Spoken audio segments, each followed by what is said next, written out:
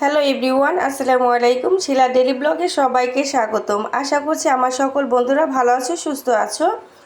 আমিও ভালো আছি। নতুন একটি রেসিপি নিয়ে চলে আসলাম তোমাদের মাঝে। তো বন্ধুরা, আজকে তোমাদের মাঝে শেয়ার করতে চলেছি কাঁচা আমের খোসা দিয়ে মজাদার চাটনির রেসিপি। এর জন্য ভিডিওর শুরুতে একটা লাইক দিয়ে পুরো ভিডিওটি দেখে নিও। আশা করছি সবারই অনেক বেশি ভালো লাগবে। তো কাঁচা আমের খোসায় আছে প্রচুর পরিমাণে ভিটামিন সি। তো বন্ধুরা, এখানে দেখতে পাচ্ছ বেশ কিছুটা আমের খোসা নিয়েছি। এটাকে 5 মিনিটের জন্য লবণ পানিতে ভিজিয়ে রেখেছিলাম। এতে করে চোচার যে কষ থাকে সেটা বের হয়ে গিয়েছে। এবার ব্লেন্ডারে জারে দিয়ে একটা পেস্ট তৈরি করে নেব। আমের খোসা আমরা ফেলে দিয়ে থাকি, তো আশা করব আজকের এই ভিডিওটি দেখে আর ফেলে দিতে চাইবে না। এই আচারটা খেতে ভীষণ ভালো লাগে, ছোট থেকে বড় সবারই অনেক বেশি পছন্দ হবে। একদম ইউনিক একটি রেসিপি। এই তো খুব মিহি করে একটা পেস্ট তৈরি করে নিয়েছি।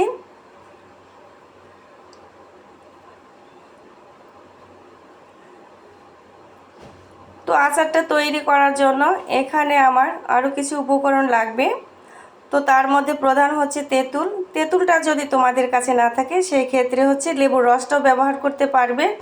তো তেঁতুলের মধ্যে সামান্য একটু পানি দিয়ে ভালোভাবে চটকে নিয়ে তেঁতুলের রসটাকে বের করে নিতে হবে। ভিডিওটি দেখতে দেখতে যে সকল বন্ধুরা একটি লাইক দিতে ভুলে গিয়েছো, একটি লাইক করে দিও। আর যে সকল নতুন বন্ধুরা প্রথমবার ভিজিট করেছো আমার চ্যানেলে, যদি ভিডিওটি ভালো লেগে থাকে তাহলে চ্যানেলটাকে সাবস্ক্রাইব করে পাশে থাকা বেল আইকনটি অন করে নেবে নিত্য নতুন রেসিপি পাওয়ার জন্য। তো পানি দিয়ে তেঁতুলটাকে ভালোভাবে মেখে নিয়ে এবার হাত দিয়ে চেপে চেপে তেঁতুলের রসটাকে বের করে নিতে হবে। সম্পূর্ণ তেঁতুলটুকু এভাবে চেপে চেপে রস বের করে নেব, একটাও বিচি যেন না থাকে।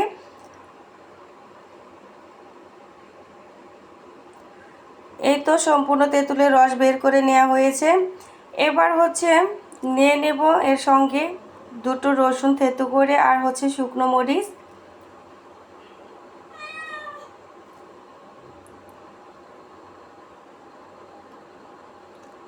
এবার চলে যাচ্ছি চুলায়, একটা প্যান বসিয়ে প্রথমে দিয়ে দিচ্ছি সরিষার তেল। অবশ্যই সরিষার তেল দিয়ে এই আচারটা করতে হবে, তবে খেতে ভালো লাগবে বেশি। তো প্রথমেই থেঁতো করা রসুনটাকে দিয়ে নেব। মূলত আচারটা হবে টক ঝাল মিষ্টি একটি চাটনি। এজন্য রসুন এবং শুকনো মরিচটা অবশ্যই দিতে হবে। এই দুটোর কারণেই আচারের ফ্লেভারটা খুবই ভালো আসবে, খেতেও ভালো লাগবে। তো এখানে আমি 5টা শুকনো মরিচ ব্যবহার করছি। তোমাদের ক্ষেত্রে তোমরা এখানে শুকনো মরিচের গুঁড়োটাও ব্যবহার করতে পারবে। তবে শুকনো মরিচের গুঁড়োর চেয়ে এভাবে আস্ত শুকনো মরিচ ছোট ছোট করে কেটে দিলে আচারটা খেতে ভালো লাগবে বেশি। এবার নেড়ে চেড়ে মরিচ এবং রসুনটাকে সুন্দর করে লাল লাল করে ভেজে নেব।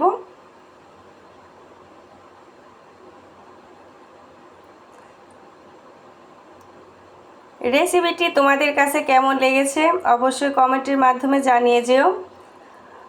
তো ভালোভাবে ভেজে নেবার পর এবার আমের খোসা ব্লেন্ড করে নিয়েছিলাম সেটা আর তেঁতুলের রসটা দিয়ে দেব। এবার নেড়ে চেড়ে 5 মিনিটের মতো রান্না করে নেব। এতে করে তেঁতুলের রসের পানি এবং আমের খোসার পানিটা শুকিয়ে যাবে, একটু আঠালো ভাব চলে আসবে।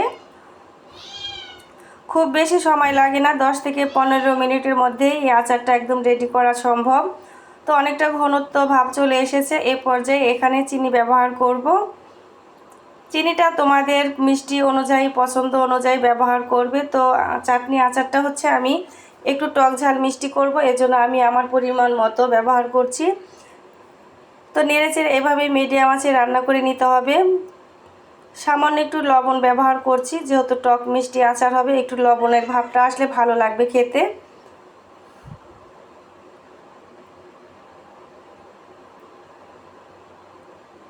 আচারটা অনেকটাই ঘনত্ব ভাব চলে এসেছে।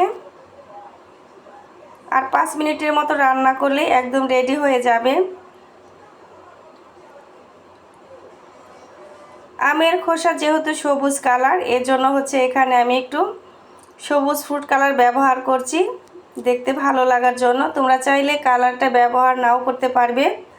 কালারে আসলে কখনোই কোনো খাবারের টেস্ট বাড়ায় না, এটা শুধু চোখের সৌন্দর্য বাড়ায়। ভিডিও কিংবা ভয়েসের মাঝে ভুল হলে বন্ধুরা ক্ষমা দৃষ্টিতে দেখো। আজকে ভয়েস দিতে অনেকটাই কষ্ট হচ্ছে, আমার গলাটা প্রচণ্ড ব্যথা, তবু ভয়েস দিয়ে ভিডিওটি তোমাদের মাঝে শেয়ার করলাম। আচার বানানো লাস্ট পর্যায়ে চলে এসেছি, আর 2 থেকে 3 মিনিটের মতো রান্না করলে আচারটা আমার একদম রেডি হয়ে যাবে। এই পর্যায়ে এখানে ভাজা 5 ফোড়নের গুঁড়ো ব্যবহার করছি। অবশ্যই বন্ধুরা 5 ফোড়নের গুঁড়োটা ব্যবহার করতেই হবে, তবে আচারটা সম্পূর্ণভাবে খেতে ভালো লাগবে। এবার নেড়েচেড়ে ভালো করে মিশিয়ে 2 মিনিটের মতো রান্না করে আমি চুলা থেকে নামিয়ে নেব।